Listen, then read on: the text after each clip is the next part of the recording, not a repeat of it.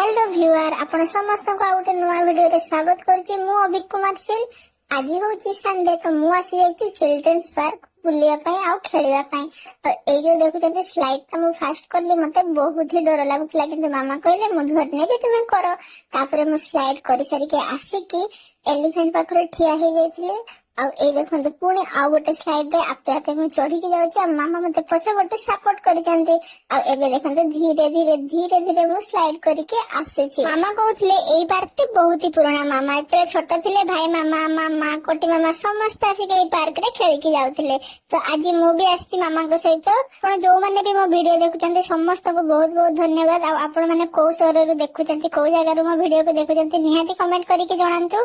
आज कर video T एते की रास्ता रे गला बेले मु पीथिली मिल्क शेक आ तापरे मु मामा के सहित घर को पळे आस्थिली। वीडियो टी जदि भलो लागुची कमेंट करि के निहाती जणाइबे। चैनल रे नुआ थिले सब्सक्राइब करिवे, इंस्टा रे नुआ थिले फॉलो करिया पई भूलिबे नाही। रहूची बाय।